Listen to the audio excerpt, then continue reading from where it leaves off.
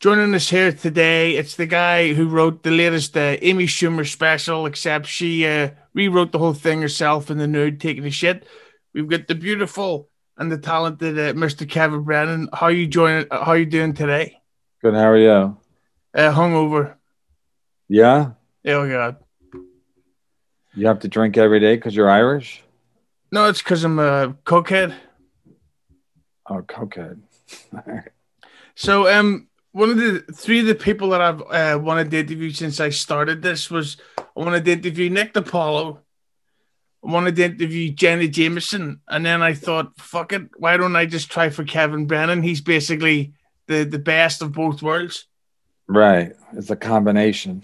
Yeah, but the thing about Jenna Jameson, though, she's a notoriously racist right wing, and she changed the porn industry because she refused to do films that had a gentleman of, shall we say, Leslie Jones's hairstyle. So she wouldn't have sex with black dudes? She wouldn't even be in the same films as them. Oh, wow. Good for Yeah. her.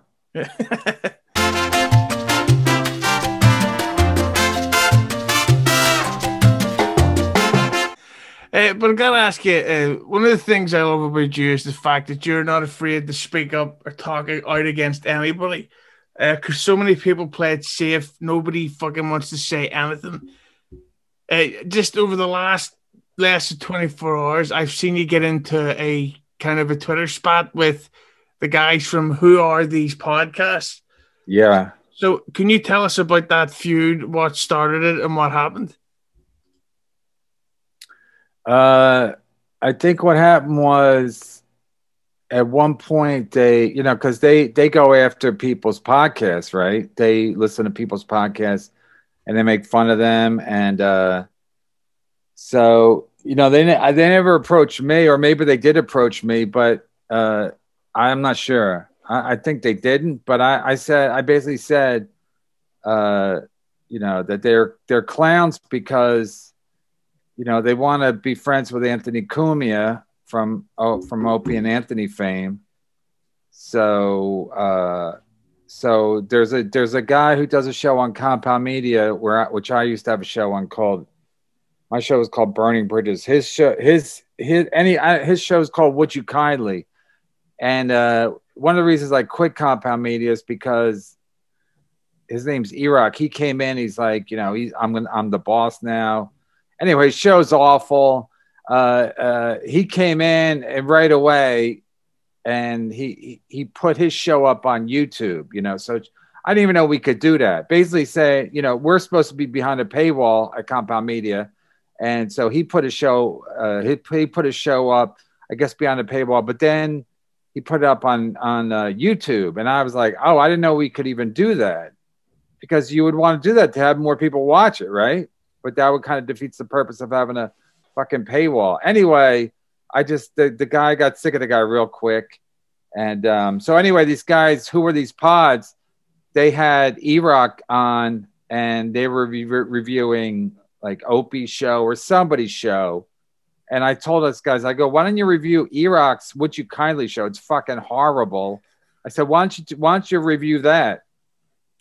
So that's basically where it started. And then yesterday, somebody said, I forget even what happened yesterday, but they wanted me to do a show. They wanted me to review my brother's show, How Neil Feel. And I said no, let's review E-Rock's show. I'd be glad to do that. I said, let's do that first. And they, of course, they backed out because, again, it's like guys trying to be tough, but people are always tough until it's not comfortable for them to be tough. So, they'll shit on everybody, but we're not going to shit on anyone that might create blockage to Anthony Cumia because Cumia likes them because they shit on Opie's show. So they want to stay friends with Cumia, so they got to stay friends with E-Rock. So it's just typical double standard. Like they won't get bought out. They call it like it is until it's E-Rock's show, and then they're like, oh, we don't see no evil. It's all, bullshit. Anyway, so I was like, fuck these guys. And then they were shitting on me. And I was like, I don't give a fuck. I'm like, review my show because then I'll review their show. They live in fucking Rochester, New York. That's like living in fucking, I don't know, like Scotland or someplace like that. It's cold and nasty up there. So fuck them. And all Scottish people are, as I think the media refers to it. But the thing I gotta say about who are these podcasts is I love the show and I listen to it, but I think that you should go on there because they seem to have turned their sights on to CHAD ZUMOCK. Yeah, but Chad works for my he works on my show. Why would I go on their show if they're shitting on someone on my show? Shit on me or shit on E-Rock. It's like they go after easy targets, and they just everybody in Twitter, everybody in social media, like I say about Twitter, everybody on Twitter, every dude on Twitter is a tough guy, and every woman's a whore. So in reality, women don't like to have sex, and guys never fight. But on Twitter, so these guys fill the bill perfectly. They're tough guys, until push comes to shove. It's like, review E-Rock show. Review the most unwatchable piece of shit that's ever been presented in the podcast form.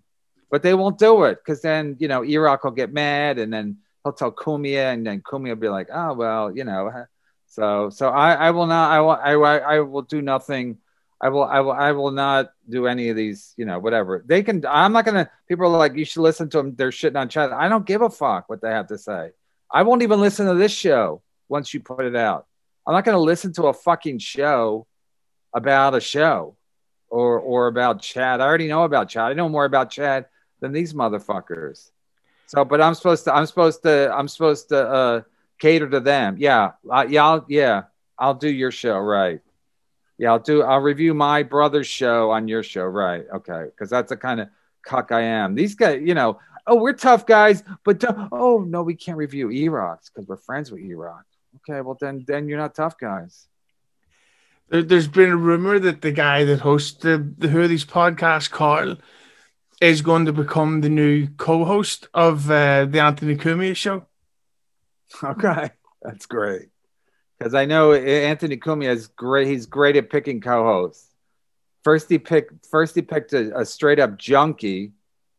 They picked a guy that nobody else would hire, and they paid him $8,000 a week. $8,000 a week. Nobody else would. They were negotiating they were negotiating against themselves. Nobody else was going to hire Artie Lange. They overpaid him by about $7,000 a week. So, and then they hired Dave Landau, who I told them was a gutless coward, and then he turned out to be a gutless coward. So let him pick the guy from Who Are These Pods. That would be I'm sure this guy will be turn out to be a complete whatever. First of all, he's not going to hire anybody to be a sidekick because he's a grown man. Anthony Cumia don't need a sidekick. He can just, first of all, he's moving to South Carolina. Second of all, he don't need a sidekick. He's at this point, he's not going to get another sidekick. Well, based on the latest news going about, it sounds like Anthony would want to live in Georgia. But seeing as you mentioned the guy's name, Dave. Now he's moving to Georgia. Yeah, just because of the whole voter thing. That's the way he wants it. Wait, he's not moving to South Carolina now. He's moving to Georgia. No, he is moving to Carolina. I just bombed. That's okay. Oh.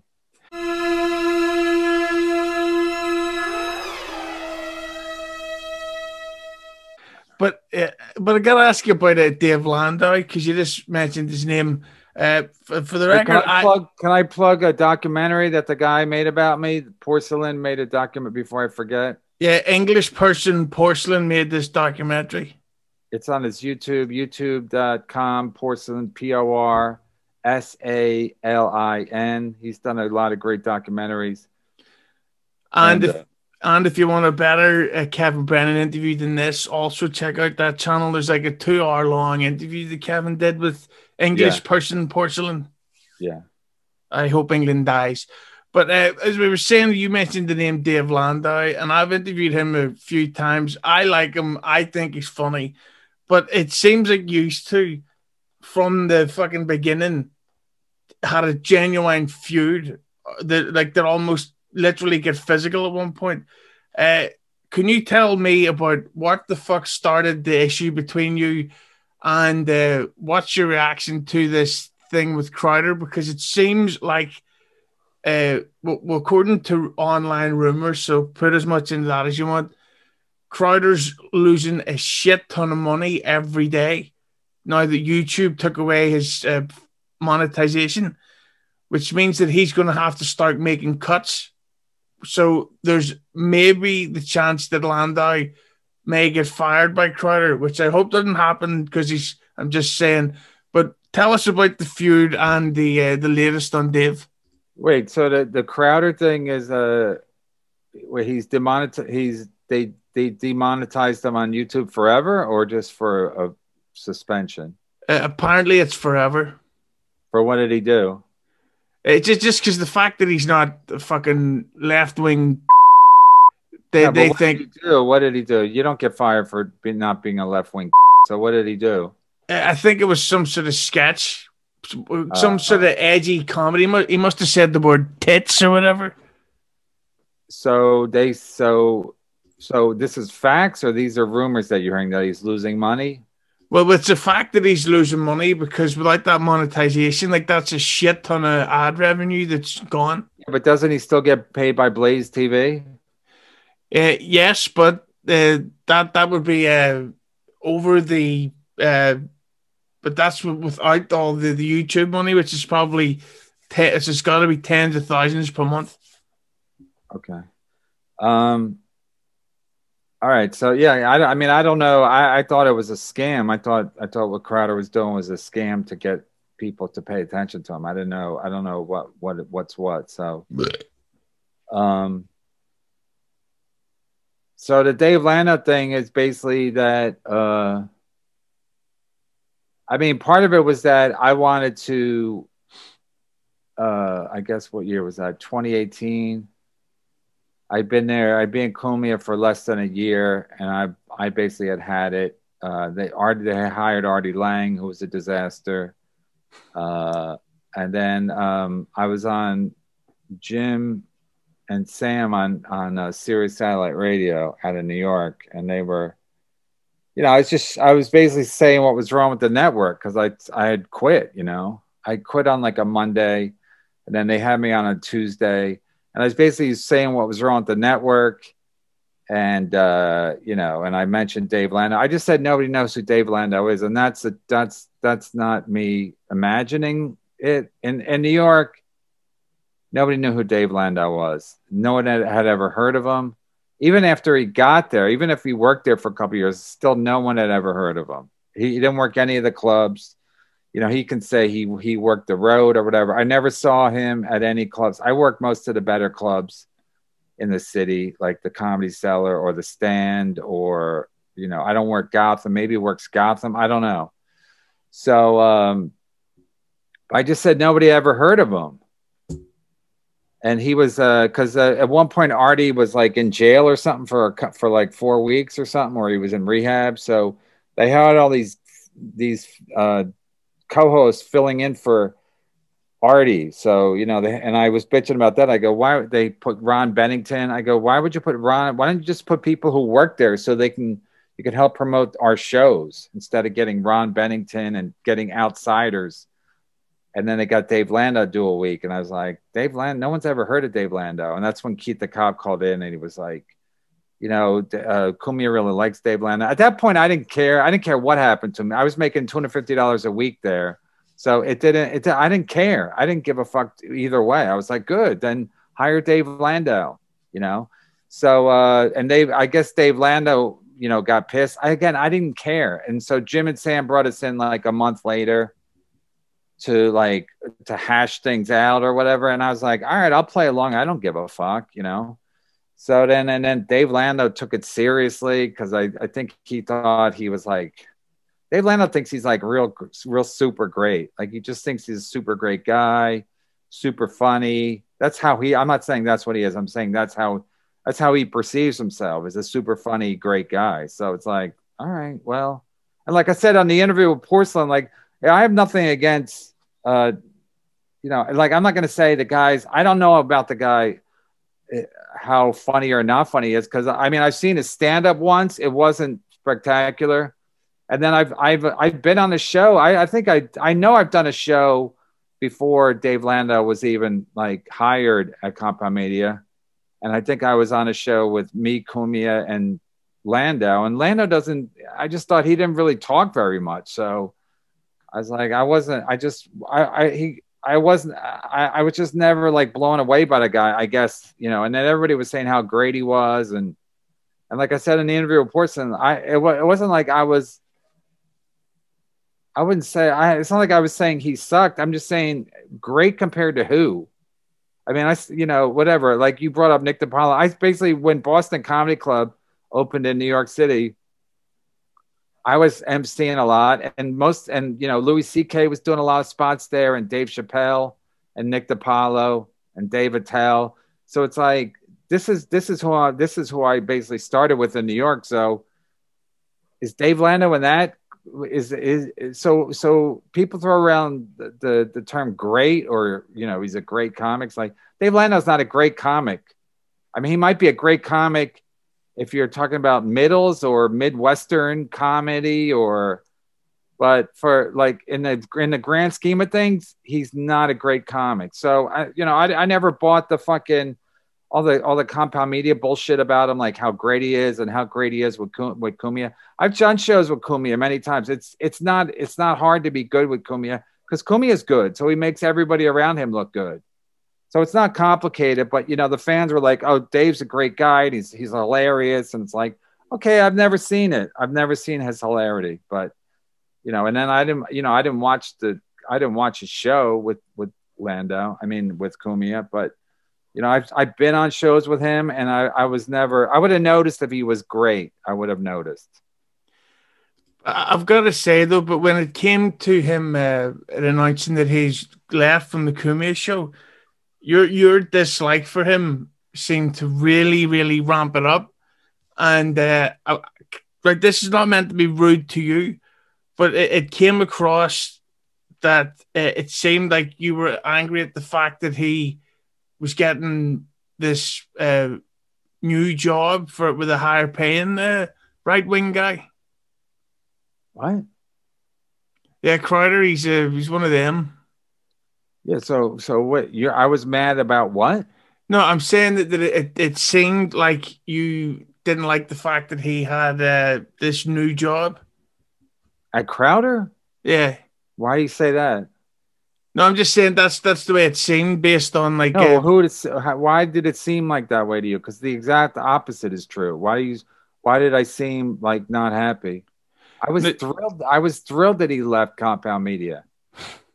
When I went on Cumia the day after he left, I was saying, did you not watch that episode? It's on YouTube.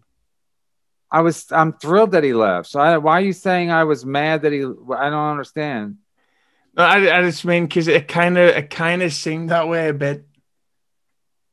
But I'm not. What seemed? What do you say? I explain yourself. I'm confused. No, I just thought that the fact that he left, and because I listened to your show, Misery Loves Company, which by the way has a great Patreon. Everyone should go donate to. What's the address of the Patreon? Patreon MLC podcast. Yeah, yes. Or go to my Twitter, but the link's at my Twitter, Kevin Brennan 666 at Twitter. So wait, what? So I don't understand. Why you thought I was mad that he went to Crowder?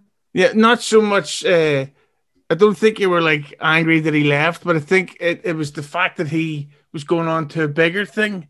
It just seemed that it pissed you off. No, you're not very smart. No. So when I was thrilled that he left, I thought the way he left was typical Landau, like gutless, underhanded. He quit in a fucking email to Cumia. He didn't tell him in person. He didn't call him on the phone. He quit the most cowardly way you can through an email, because emails if you're a coward, it's the greatest thing because you don't have to. You just send somebody email and then they get it when they get it. They see it when they see it. It's not like a text or a phone call. If you text somebody, it pops up right away. If you DM somebody, it might pop up right away. But an email does not pop up. So you might see email 3 hours after you got it.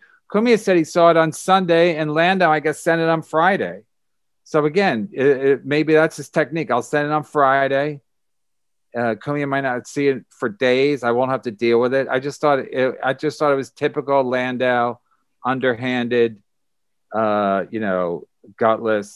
I'm just not a fan of the guy. But was I mad that he went to Crowder? I was thrilled. I was thrilled that he was out of New York and I never have to fucking see him again. So I don't know how you interpret that as I was mad that he went to Crowder. The exact opposite. I will accept my wrongness as usual. But behind the scenes, was Anthony, did he say anything about Dave after he left? Or is Anthony just like, fuck it, upwards and onwards?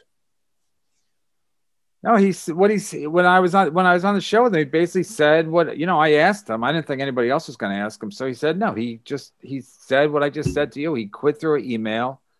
He quit on a Friday, I guess. He sent me an email on Friday. Cumia didn't see it till Sunday. So he was kind of, I guess he smelled trouble. And so he probably wasn't completely surprised, but he was still like, I'm sure it was a surprise that he got it through an email that he quit. So Cumia was not happy. And then Cumia went on Bobby Kelly's show with Landau. Bobby Kelly got them together, and of course Bobby did a horrific interview with them together. He got to the bottom of nothing. He basically tried to make this guys make peace, but it's like the point was Cumia was not happy. I mean, Cumia's pretty a straightforward guy.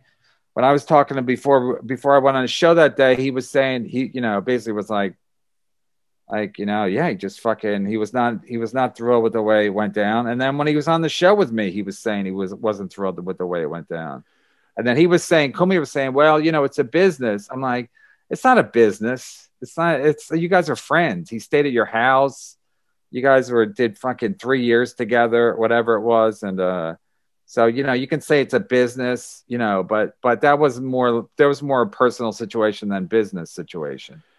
Are you trying to say you didn't find it hilarious when Bob Kelly made Italian kitchen jokes to Anthony Cumia? I mean, that's really Bobby's downfall because Bobby's funny. He's a funny comic, but he goes for the be like me making fun of the blinds behind you for an hour. I mean, it's like at some point, it's like, first of all, they're not funny. So Bobby to make fun of Cumia's chandeliers, like on and on and on. I was like, Bobby just doesn't know how to do this. Bobby is basically not good at podcasting, and part of it is because of that, because he goes for the low hanging fruit, as they say, and that works in stand up, but in podcasting, it doesn't work. If only you went for fruit in real life. But I gotta ask you about another comedian that you seem to have a feud with.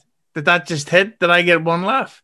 I don't know. I was laughing at the fact that I don't know what you said. I was laughing at the fact that it probably was a joke and I didn't hear it. Even if you did hear it. I don't even care. I don't even care. It doesn't matter. Like if I laugh for your joke, it doesn't matter. It's life goes on either way, right? No, it matters to me. Laugh. If you get a laugh or don't get a laugh, it doesn't matter. It's just one joke in the big picture.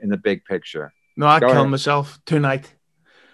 But I gotta ask. I would love it if you killed yourself, because then I would get a lot of attention and my Patreon and YouTube numbers would spike. There you go. I'll claim. I had a girl on yesterday her co-host killed herself when they were doing a podcast, and I said, your numbers went up? She goes, yeah, they went up. They went way up. Temporarily. Then you got to sustain it. Well, speaking of women and speaking of podcasters,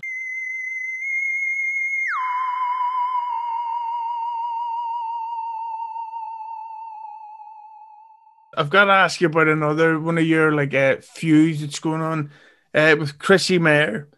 Now, for the record, again, much like Landau, I like her. I think she's funny. I've interviewed her once or twice before. But your your line about her about the capital thing, uh, regardless of what side you're on, that is fucking hilarious. Where I hope they don't find red. What did I say? He said red pubic hair. Oh no, he said red hair. Oh. But so I gotta keep it clean. I'm kidding. I'm kidding. They can't hear you anyway. Go ahead. Yeah, yell.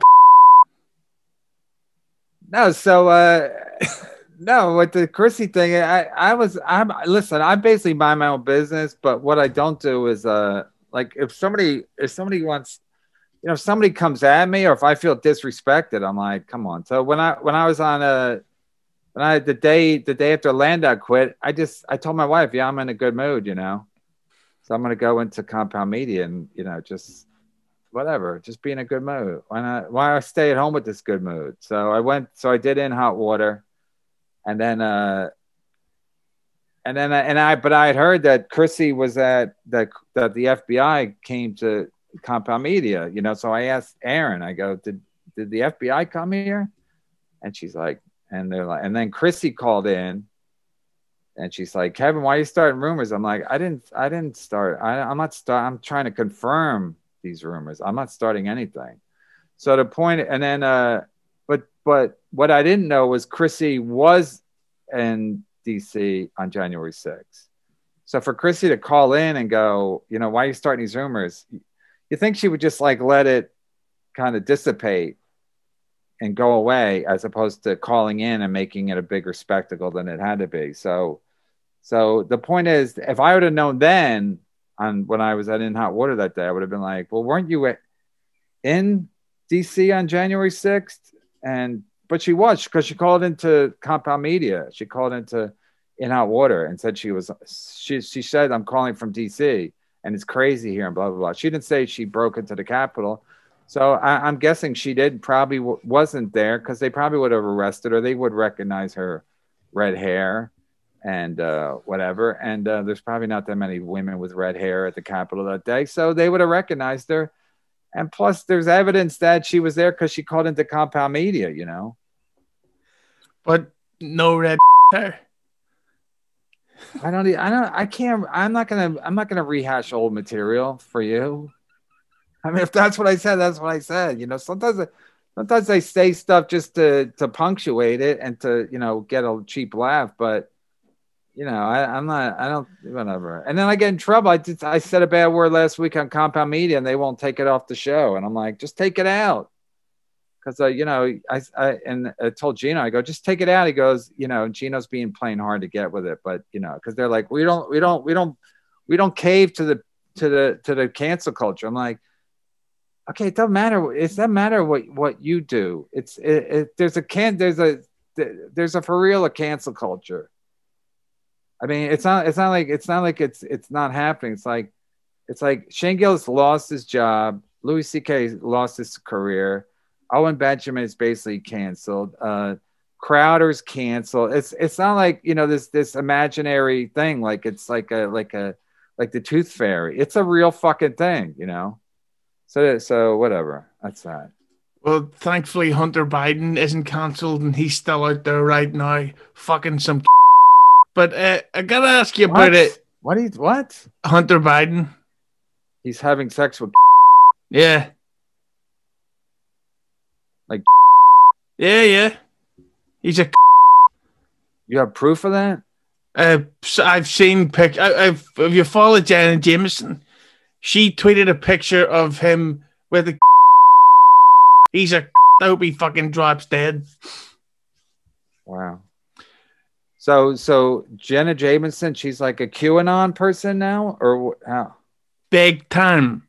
She's in the right wing stuff, like she was in the fucking drinking cum back in the 90s.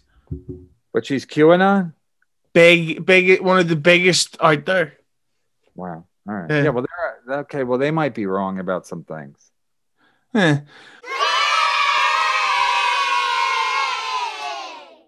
But I gotta ask you about Chad Zumock, because at the time this comes out, he'll have been my previous interview. Oh, Chad was on the show? Yeah. He was your opening act. All right.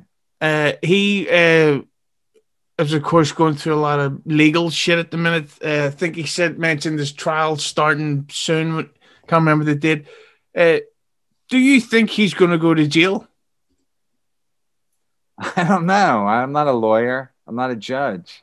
I'm not even a cop. But I will say, if Chad goes to jail, it'd probably be good for my show. If he can call in from his jail cell and do it and be a podcaster from. I mean, that'll create some buzz, right? When I'm one of the guys, I call him a segment producer. My segment producers in the clink, as they say in America.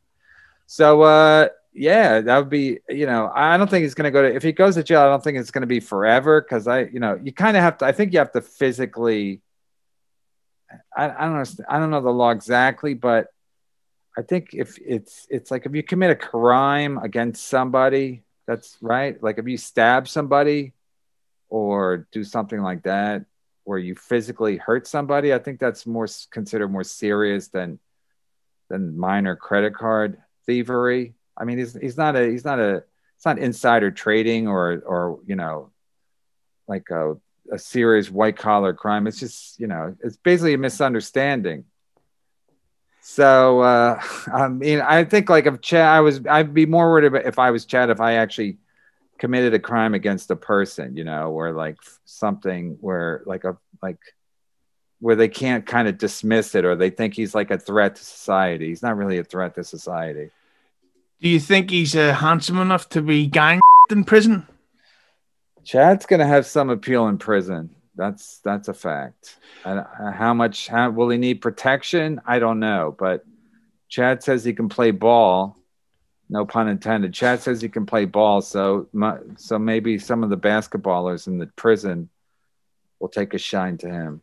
And if he can be point guard or something. He'll have to change the name of his podcast to Hurts When It Sits Down with Zumock.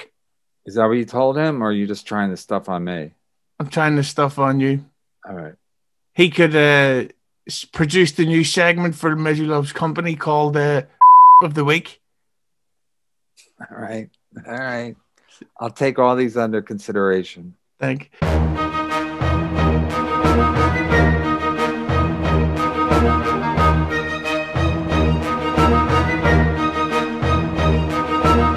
But speaking of which, of course, you mentioned Louis C.K. earlier. He was a victim of cancel culture. A lot of his projects, like films and TV shows, all that shit gets shut down. But he's back touring, selling shows. You've toured with him recently. But do you think there's the possibility ever that Louis C.K. might be able to go mainstream again? Well, I guess his Horace and Pete is on Amazon. So I don't know. I mean, when it first happened, I thought it is going to be hard for him to get back to how things were, and but then I did a lot of dates with him. So, I mean, I guess I still kind of think that, just because because show business is really weird now anyway. Like they don't really like white dudes anyway. So, I'm on Twitter and like all I ever see is like black women saying how they got writing jobs. Like it's like, I don't know any of these people. I don't even know how I follow them, or maybe somebody I know retweets what they said, but it just seems like everybody who's getting a writing or producing job is a black woman. And it's like, that's fine, but they're not going to, the chances of them creating mainstream stuff that has crossover appeal it's a small chance. But again, TV's not looking for that anymore. There's a show my wife watches that he's on like Hulu or something, Rami, you know this guy, Rami, whatever. Yeah. And he would like won an Emmy last year. I've never like I know the guy. He does stand up at the Comedy Cellar, but like I'm never gonna watch a show. I don't even know where the fuck it is. You know, like so I'm not good at finding these people's shows. It's not like the old days where you just turn on the TV and Seinfeld was on or fucking Cheers or All in the Family. So you know, so now show business is all about giving people giving people opportunities who haven't had them in the past.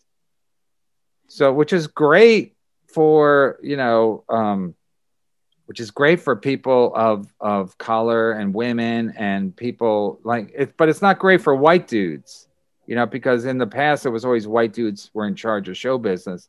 So now they're like, hey, white dudes are bad.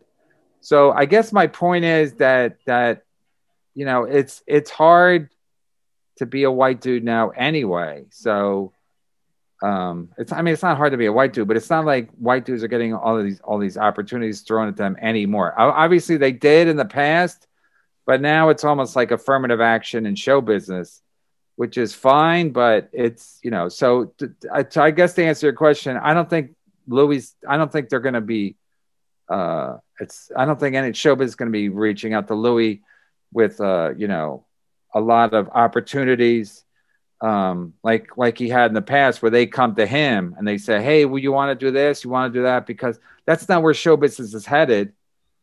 But on the other hand, the stuff that Louis controls, he'll do well with, you know, like he's a very organized guy, and his tours are good, his stand-up is good, and he'll do well with that.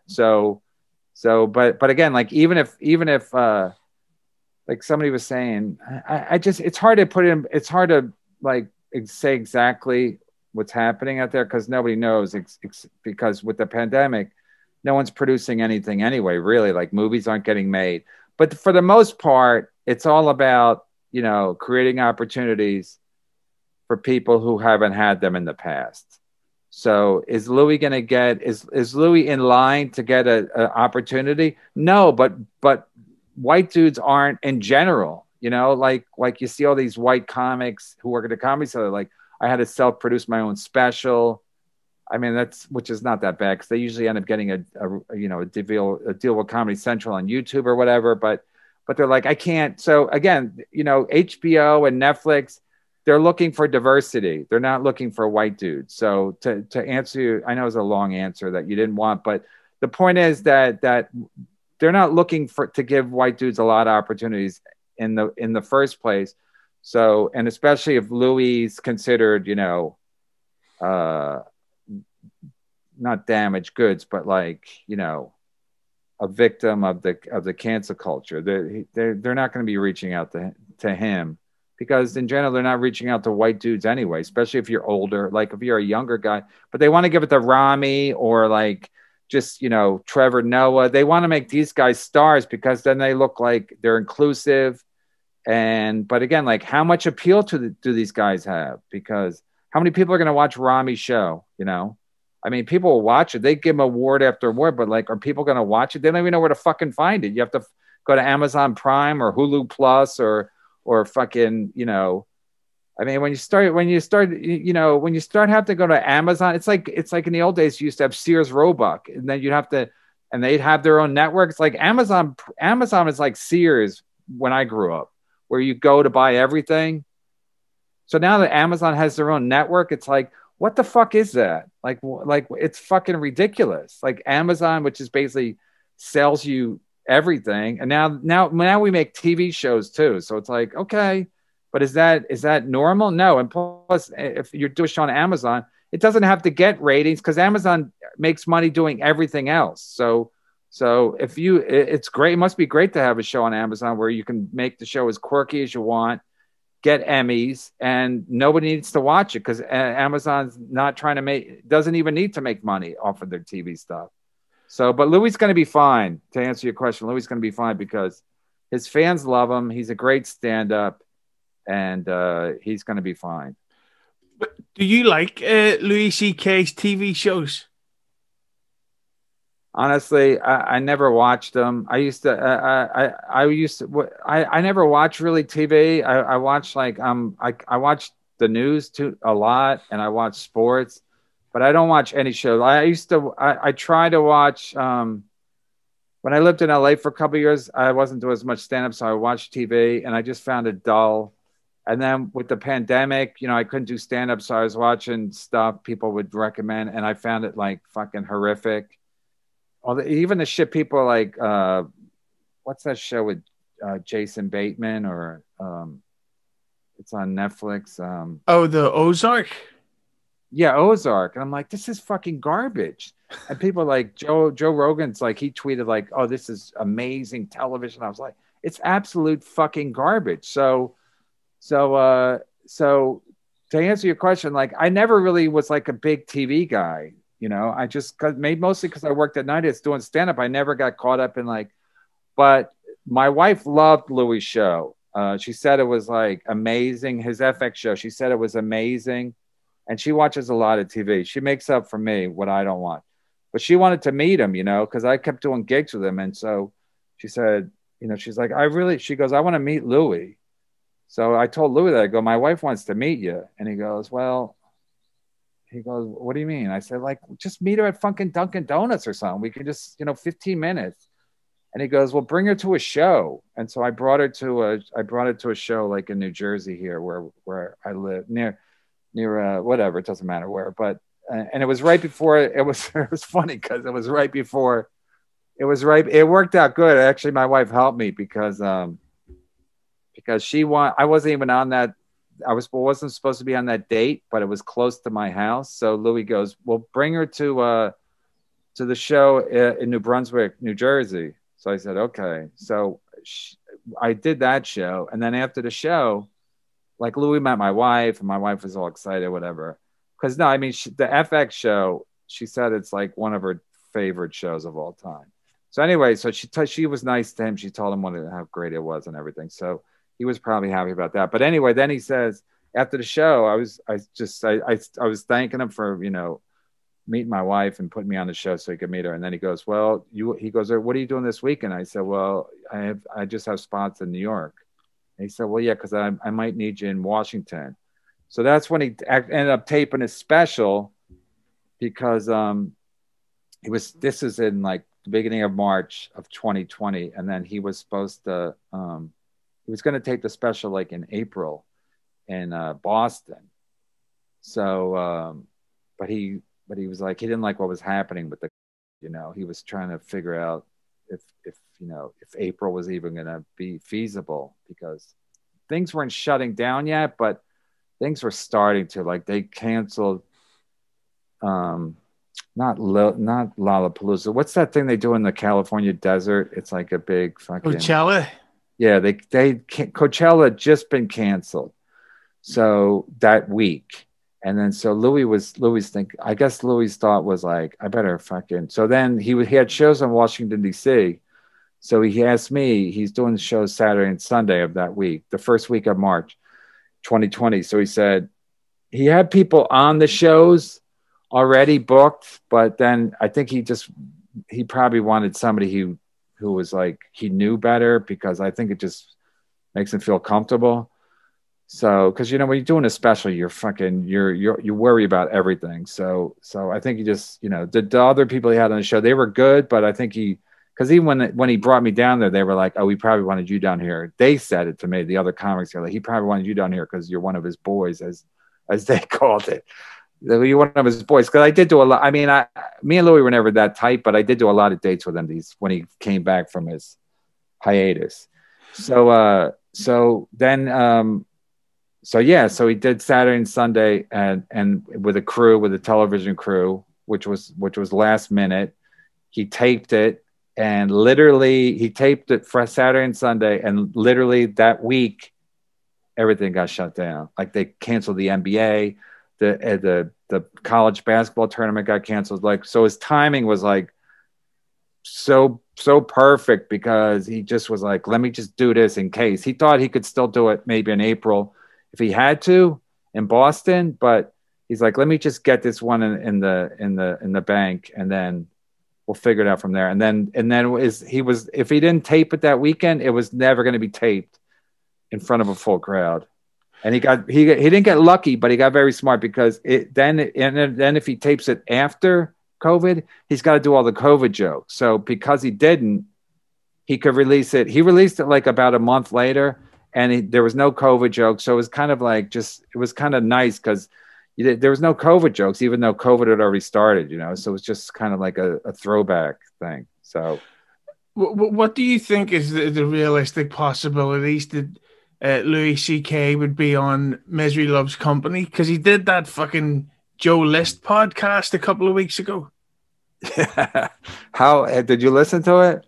No, because it's a Joe List podcast. Yeah, but him and Joe List are very good friends. So it's like I don't, it would be like Joe List and Louis are like me and Chad at this point. Like I've only known Chad for a couple of years, but like I do a lot of shows with Chad now, and like we're doing something on Sirius satellite radio. Like we're doing our albums together. So like Louis more friendly than I am. So if I was more friendly, me and Chad would be friends, but as it is, we're just business associates.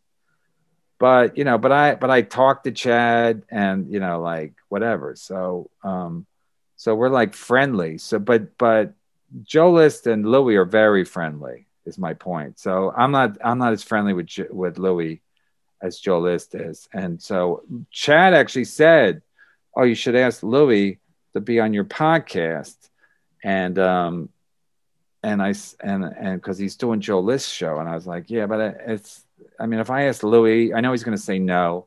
I mean, it's harder. It's easier for Joe List to ask him, because they probably talk all the time. So he might just, and then I guess it was a podcast about movies, and then he can just ask. He can just say, they can just say in conversation. Louis might have said, "Hey, maybe I'll do your podcast," because Louis doesn't want to talk about any bullshit. So I was going to actually ask him to do. Me and Chad and Ken Mosca were doing a podcast about football. So at one point in October, me and Louis and another comic, we went to Baltimore, and then we were supposed to go to Cleveland, but Cleveland got canceled because it was really spiking in Ohio. So, but I told Chad, I said I was going to ask Louis, because we're going to have like 3 or 4 days off in between Baltimore and Cleveland, or at least 2 days off. So I was going to ask Louis to do that podcast, because then it would just be talking football, because I know what Louis doesn't. I know the fans want to ask, if you do a podcast with Louis, they would want you to ask Louis like personal stuff, and Louis doesn't want to talk about it. And I know that. So it would be, unless you have something specifically like sports or movies or something, the weather, Louis doesn't want to shoot the shit, because then he knows what the fans want to hear, which is like, wait, what really happened? And are you mad? Are you like Louis kind of, I don't know if he's over it. But he's like, he don't want to talk about it, Well, speaking of shooting shit. Plus, if he did talk about it, he would go on Rogan or somebody like that, where everybody would see it, where it would be like one of those, or Mark Maron, who he's been friends with for a long time. It would be something like that, not like a, or do a podcast like where they talk about if he was going to talk about it, he's going to go on like a big show and just get it out of the way and never discuss it again. Yeah, like the Mike Bichetti podcast. Yeah, but because he's basically said he was at one point. I think he was thinking about maybe going to Bill Maher's show, because I think Bill Maher reached out to him, and he was thinking like but this is a long time ago. This is like, I think when it first started, where he was thinking about just going on a show like that, and he could just address whatever he wanted to address, and then that would be the end of it. He would never discuss it again.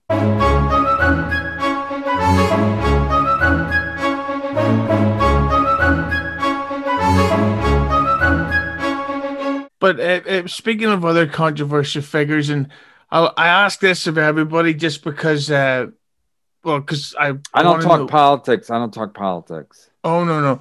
It's about the great Artie Lange. the political comedy expert.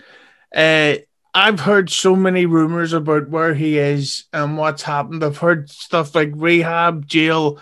I've heard some pretty unfortunate rumors that I hope aren't true. That his mother got earlier on, and that she got really ill from it, and he's basically her carer now, 24/7. So who'd you hear that from? It's just Reddit talk, you know. So the question I would say to you is that what have you heard about the latest of Artie Lang? Do you know where he is and what's going on?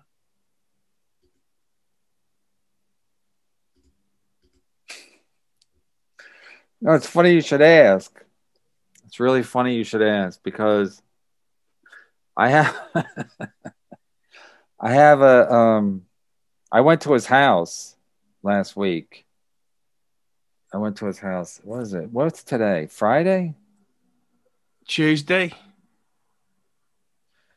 Yeah, Tuesday. Yeah, so on Good Friday, either Holy Thursday, you're Catholic, right? Yeah.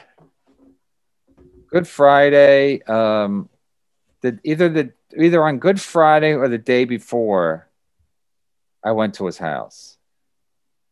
I know where he lives.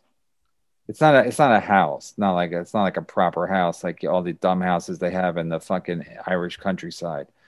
He lives in an apartment, you know, where they have a doorman. So I was on my bike. I ride my bike for sanity and exercise. So I go past his. I don't go right past his house, but I go generally past his house on my bike route. And so I never stop at his house, but I had a run-in with him on Good Friday a couple of years ago, and I thought it'd be kind of nostalgia for me to swing by. So I didn't see Artie, but I talked to his doorman, and I actually videotaped it on my phone, and I was going to put it on YouTube. Hey, look, I went to see Artie Lang, but then people advised me not to, but I still might put it up. Anyway, I went to his house. I asked his doorman, I said, and it's hard to talk to people because I had a mask on and the guy had a mask on and he was behind glass, like plexiglass. I said, does Artie still live here? And the guy was, you know, had a heavy accent. He was probably from Africa. He's like a heavy Africa, because whatever. Anyway, he wasn't African American. If he was any, he was had a heavy. He was a whatever. Anyway, he was black and with a heavy accent. So he asked me, "Who's asking?" And I thought he was asking me, like, "Who are you asking for?" So I said, "Artie Lang. Does Artie Lang still live here?" And he goes, I think he said, "Yes."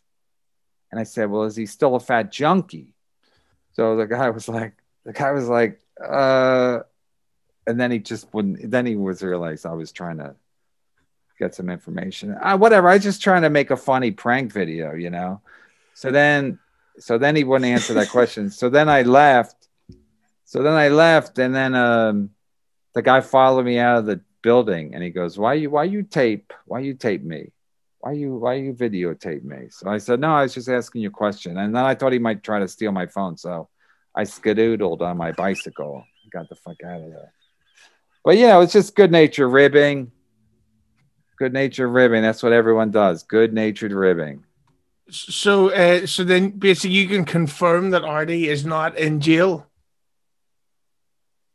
I know somebody who knows him pretty well. And I don't think anything weird. I don't think anything weird is happening with Artie. I think that I haven't heard anything about his anybody in his family coming down ill or anything like that. I just think that Artie's keeping a low profile because he's got nothing to do, you know, because he can't work, and maybe he's paranoid about getting because he has such severe health issues. You know, he's diabetic and he's got all kinds of health issues. So I'm sure if he got it, it would not be a good situation. So I didn't hear anything about his mom getting it or anything. Listen, you know, I mean, the problem, the issue with me is, you know, I take things personally. I guess I shouldn't, but I think to take things personally. So, you know, so somebody tries to fuck with me. I don't, for the most part, I don't get over it. You know, I don't forgive and forget. And that's kind of my show now, you know. right? Where the whole, the whole thing is like I hold on to grudges, you know, because that's kind of the show. I mean, I guess listen. I know everyone wants to do a funny podcast, and everybody wants to like riff and everything. Like I said, I was watching some guys riffing on a show, and I'm like, riffing's like it's just be all riffing and like, hey, we're riffing, like, hey, look what we're doing, we're riffing. So I don't that kind of a show. Maybe because I'm not good at riffing, or maybe just because I think it's. So my show is more about like feuds that I have and people that I've had run-ins with and and so will I ever love Artie Lange? No, I'm not a fan of junkies. Like honestly, like when Greg Giraldo used to have all kinds of issues with like his stuff, I'm not sympathetic to that. I'm just not. Like I know I should be a little bit, because that's like you're supposed to perceive it as a disease like alcoholism or drug addiction, but like I'm like, dude, just stop. Like just stop. So that's where I'm from. Like, I'm a pretty disciplined person. So I mean, people think I'm lunatic, but if I was a lunatic, I'd be in jail, wouldn't I? Or I'd be in fights all the time, or I would get my face punched in or whatever. But if I was addicted to heroin, I would stop doing heroin. It's like it's not a complicated scenario for me. I would just stop. If I was like on doing heroin, I'd be like I smoked cigarettes. I just stopped. I used to play poker a lot. Like after a while, I'm like, oh, this is probably not good for me. So I just stop. I just fucking stop. So if I was doing heroin, I know that'd be bad for me. So I would stop doing heroin. Even when I drink, like I get tired of, like, you drink, then you're hungover, then you drink again. Like I was never a fan of like the drinking every night. Once in a while, yeah, I get fucking drunk, but drinking a lot, I was never a fan of, So, bit of cocaine here and there is fun, right? I never did cocaine, but again, like if I did cocaine, I'd be like, what I want to know about cocaine is like, what do you do after you do cocaine? Like, what do? You watch TV? Like, are you too like jazzed up to fucking do anything? Like, you try to get laid, and then like, what do you do after you do a bump of cocaine or whatever they call it? Live stream on YouTube. Oh, so that's what you do? You put on a show? No, of course, me. No one I would touch the stuff. So you do coke all the time, right? Oh, 24/7. But isn't coke expensive? Listen, when you're on this show, money's not a fucking problem. Do you have a Patreon, or you get any YouTube money? I get YouTube money. All right.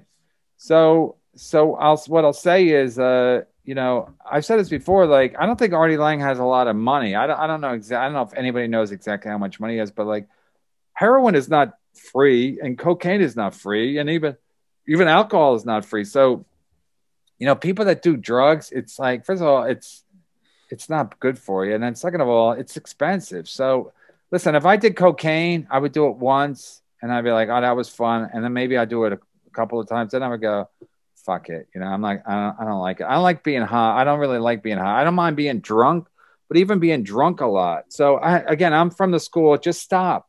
Just fucking stop. Like if you're in a shitty relationship, break up with her. Just be like, oh, I love her. Like if it's bad for you, fucking stop. Well, just as we're wrapping up here, we've got just two more. No, I don't want to wrap up. No, I'm kidding. No, we've got just two more topics, and then I'm going to go back to doing coke all night long. I got to ask you. What time is it there? Like it's exactly 8:59. So you have done you. There, it is possible you've been doing coke, right? It's also possible that I've not been doing it. All right, I don't even know. Good for you, though.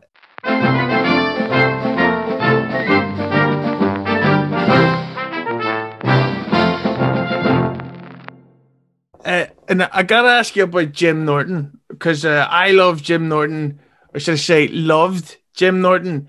I thought he was hilarious. I like watching Chip, but the guy on the Sirius XM show is a fucking. It's not even like it's the same person. He stinks. He's not funny. He's fucking boring.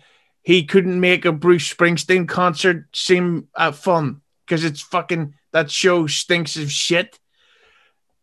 Do you think that there's a chance that Norton is, as you mentioned, cancel culture earlier? Do you think that the fact that the fear of cancel culture coming after him for a lot of the shit that he said and done is kind of put Norton on this really boring, unfunny path to shit?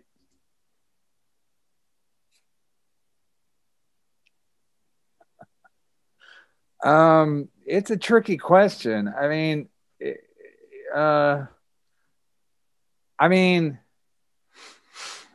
I was thinking I was going to tell Chad to, you know, because Chad has contacts at Sirius Satellite Radio. So I was saying to Chad, like, you should try to get us a show. It's because Chad's good at that, like networking and talking to people and asking them for stuff.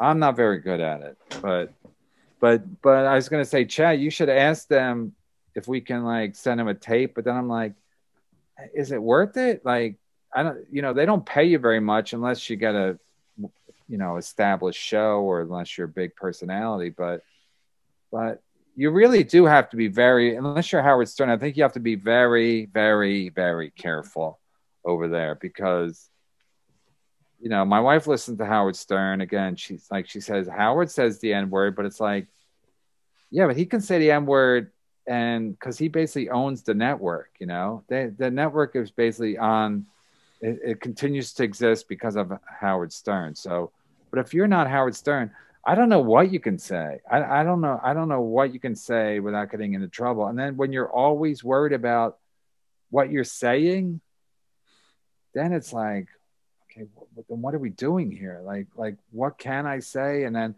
if you're constant, I mean, that's the advantage of podcasting. Like, you don't have to worry about what you're saying because, you know, if you say something, then you can always take it out.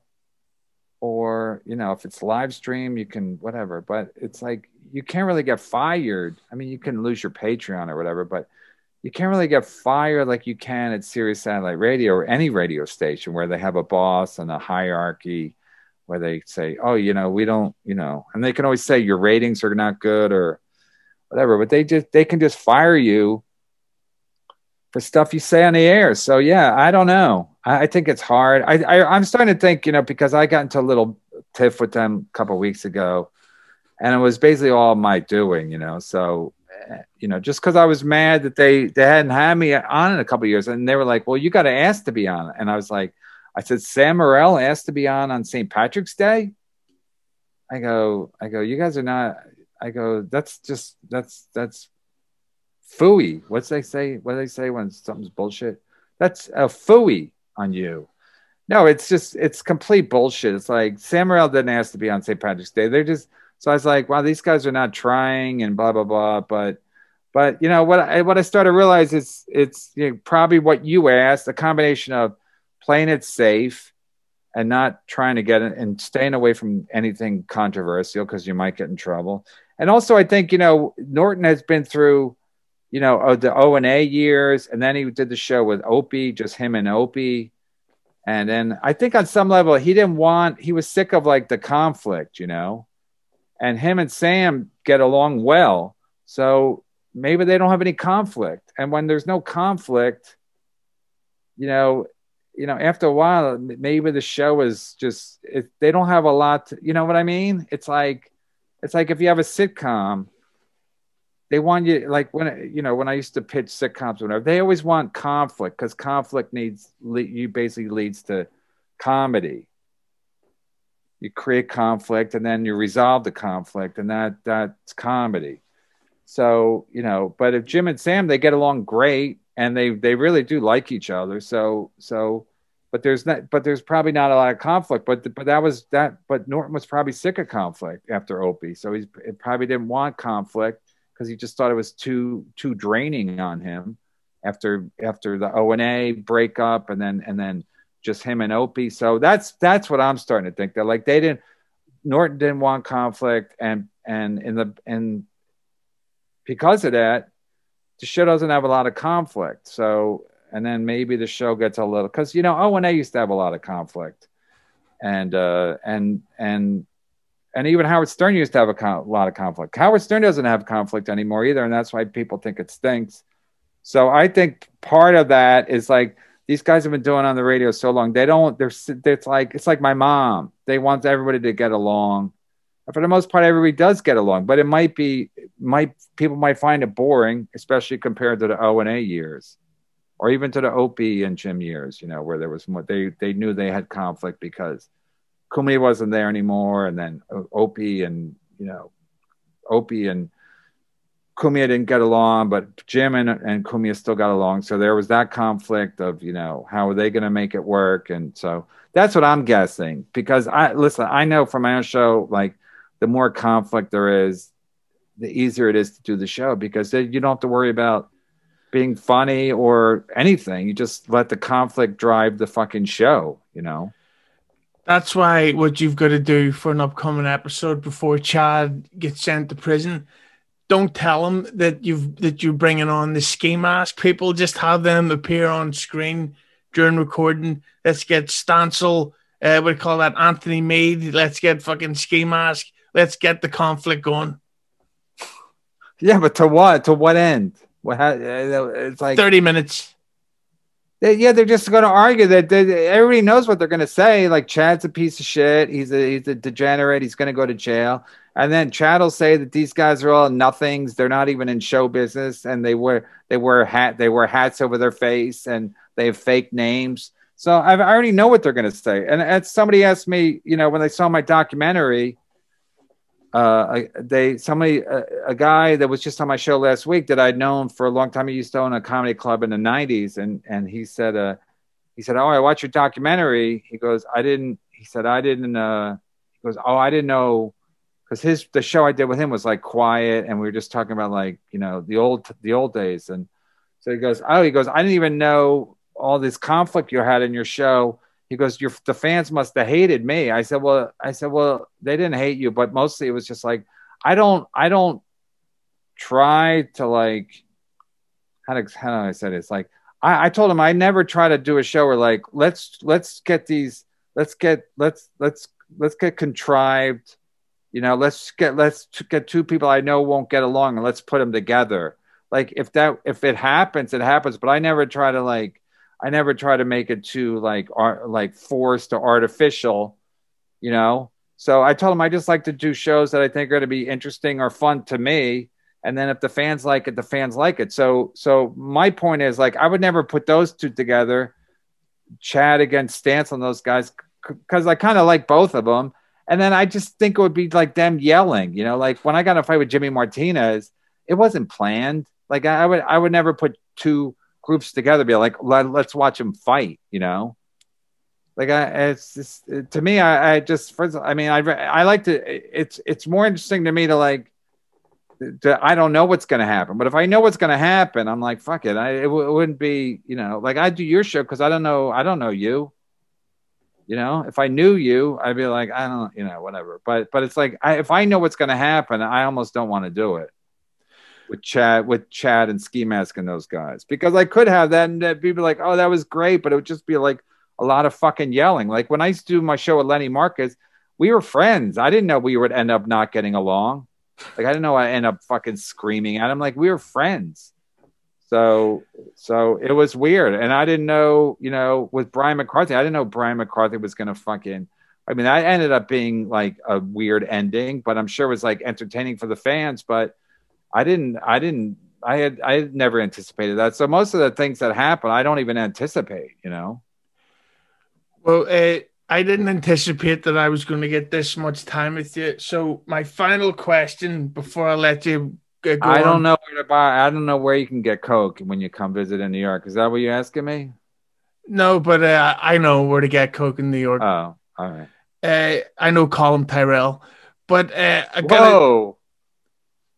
Hey, let's stick together. Name dropping. Oh yeah.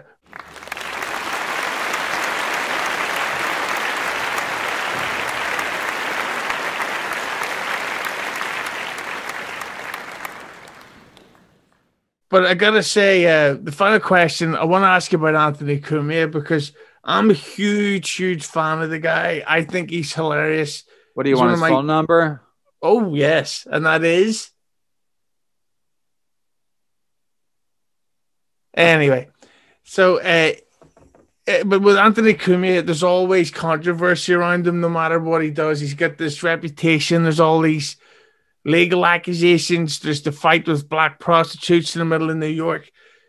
But he still has a huge following, and he's so funny that comedians love to do his show despite the controversy. So, talk to me about what it's like to hang out and do shows with Anthony despite all the controversy around him. Well, you know, I mean, the bottom line is like the controversy doesn't mean anything to me. So, I mean, he's funny. He makes me laugh. I mean, not that many guys make me laugh like easily, you know, and he makes me laugh pretty easily. So, I never, you know, I mean, I never cared that, you know, after I met him, he was already fired. I never did O&A. So, I never tried. Not like they were shooting me down. I just never thought. I was always like trying to get on TV stuff. So, so the O&A years, I should have tried harder because, you know, it was a great show. Apparently, I didn't even listen to it because I didn't have a fucking car. I live in New York. We don't have a car. I didn't have a car for the most part, so I never really listened to like Howard Stern or O&A, or like sometimes if I listen to the radio, I listen to sports talk because I'm a fucking loser. Anyway, so I didn't. I knew of the legend, and I knew like the O&A crowds were like notoriously brutal, and they would fucking heckle, and the Bill Burr stuff in Philadelphia, and you know the legend of the O&A audiences was like legendary. I know I'm being redundant, but they were legendary. So when I did Cumia, the first time I met Cumia was at Compound Studio. So they asked me to do a show. I hadn't done anything in Compound Media yet, but I got there a little early. So I was sitting on the couch there, and Cumia opened the door, and he's like, oh, and I was like, yeah, how's it going? So I didn't really know him at all. And then I did his show. And you know, then I did a show a bunch of times, and then I got my own show on there. But he's real funny. He's like really funny. Like I say, even like my show would be on before his show on Monday and Wednesday. So he would always be like waiting. You know, my show would end at 3:30, and then his show would start at 4. So there's like a half an hour in between shows, and he's always real funny. So a lot of times I would leave going like, wow, he's like. Because sometimes you're just talking to comics and somebody will say something really funny, and then when you're like on the way home or whatever, you're like, wow, that was really funny what so and so said. It's just like as a comic, you'd be like, you appreciate it, and you're kind of jealous, you know. So I was always like, wow, that fucking Cumia always has something funny to say. And I was like, then I would be like, you got to bring your fucking A game. Like, yeah, you just finished your show, but you gotta be ready to go with this guy. Even in the green room, even when he'd be eating and he'd be saying fucking funny shit. So I was like, yeah, you got to be ready to go with this fucking Cumia. But so I never cared. Would I want him to date my daughter or anything like that? I don't know. Like he's a bit of, not my daughter. Like my daughter's too young, but I'm saying like if I had a daughter who was 20 or, you know, 25 or something, I'm like, you know, like Vinny Brandt is a friend of mine. And he dated Vinny's daughter, you know. So would I be like, I don't know how I feel about that. I don't know. Because he is he's a classic, like old fashioned bad boy, you know. Yeah. And big Italian kitchen, if you ask Bob Kelly. Oh yeah, with a chandelier. But he likes to have a couple of drinks, and he's just an old school like Italian guy. Let's have a couple of drinks and shoot the shit and you know, whatever. But he's funny. Like David Tell's funny. David Tell's the funniest guy I ever met, probably. But Attell is far from like a fucking good guy. But I can't really judge Attell if he's a good guy or not, like, because he's hilarious. So like at some point, I don't give a shit. I don't give a shit if like I don't have to deal. I had to deal with Attell being a dick. I mean, he never did anything like horrible to me, but like he was always a fucking dick. And with Cumia, I always got along with him. And also, like, he never really did anything where I was like, I mean, sometimes a couple times I got pissed off at him when I quit because of one thing or another. But I like, if a guy's that funny, I just give him kind of the benefit of the doubt. Like if he's kind of fucking, you know, if he likes to, whatever. Like people do the same thing with Artie Lang. I never found Artie Lang that funny, but I never listened to Howard Stern. My wife loved Artie Lang. So people who love Artie Lang do the same thing with Artie Lang. They're like, oh, he's so funny. I don't care if he's like, if his personal life is a mess. Where Cumia's personal life is not a mess, but like he does get into some issues, I guess, with his personal life. But like it, you know, the gun stuff and the politics, I don't really give a shit because it's like that's not my politics. But like the guy's funny, so should I be like, oh, I don't like the guy? I don't care. Like Attell's got more. Attell's got politics that I'm more aligned with, or Louis C.K. have more politics that I'm like. Even the Louis stuff, it's like it's not my business. Like Louis funny. He's always been good to me, and it's like I'm not going to judge what a guy does with his personal life. I mean, that's what fucking cancel culture is for. But like with these guys, I just give them a pass because they're funny to me, you know. And it's like I'm only saying that because it's not like I think everybody's funny. Like I think like 5 guys are funny, so I give these 5 guys a pass, whoever the fucking 5 guys are. I'd have to make up a list, but Cumia's on the list, Attell's on the list, Louis C.K.'s on a list, and I have to think about maybe 2 other guys that I would be like, I mean, they're not murdering people. If they murdered somebody, I'd be like, hey, maybe that's not cool. Joe List. I like how you're doing this. I like how people. Somebody else is shitting on Joe List. I like Joe List, and my wife says Joe List is always complimentary about me on like if my name comes up on a show on a podcast, like if he's on Bobby Kelly's show and Bobby Kelly tries to shit on me, Joe List is basically saying like, no, Kevin's a good comic, or he says good things about me, maybe because we're both friends with Louis. I don't know, but Joe List is speaking of upstanding citizen. Joe List, I don't think gets into any trouble, and he's a very, very good comic. So, but I think it's people like to make fun of him because his name's List. And I said he should even his name his fans to Joe Listers, you know. And like if my name was Joe List, I'd call my fan the Joe Listers. That'd be my fan, because my fans, they used to be called the Starfuckers. I don't even know what they call themselves now. Now there's some subset of Kevin's beautiful boys, but and they're not boys. They're that's what they call themselves. But like the Joe Listers, I think that'd be a great name for your fans. If your name was Joe List. Yeah, well, my listeners are called the Proud Boys, but I've got a. That's a great name. Listen, it's a great. It's not. It didn't turn out great for the Proud Boys. Like maybe it got a little out of control, but like it's a great name for a group. But listen, I just want to thank you so much for your time. You've been literally one of my goal guests to get. You're fucking hilarious. You may be insane, but you're not hurting anybody, so that makes it okay. Is there anything you'd like to plug before I start hacking this up into clickbait? Oh yeah, you're gonna put it out. How do you put it out? You put it on Twitter or YouTube? I put it on YouTube and the audio version with all kinds of hilarious sound effects. No, you put it up on you cut it up on the little click bits. You don't even say yeah, you just Yeah, that's what I do. Right, I'll take your words out of context. It'll be like Kevin Brennan on his hatred for black women, and it'll be about sandwich talk or something. No, just watch a documentary. Go to my the YouTube is on Porcelain on documentaries on YouTube. It's not on my YouTube page, but I have my own YouTube page where I've been putting out a lot of content lately, and that's YouTube at MLC Podcast, and then my Patreon MLC Podcast, and then and then also all the stuff's on my Twitter, Kevin Brennan 666, and my website's kevinbrennan.com. So when's this show come out? This will be coming out this Sunday. I'm going to start cutting it up right after this. I can't say the E word. Oh, it's all right. It's a tough word. I can't say statistics, but I could then because I lowered the bar. I said I couldn't say it. I think that's the trick. The trick. You say you can't say it, and then you relax and you can say it. Well, I just So won't. if you say I can't say editing, then you can probably say it because you're not all tense about it. Yeah, I just not say it. But we'll end by giving everyone a big wave at home. Bye, everybody. I can't believe I just did that.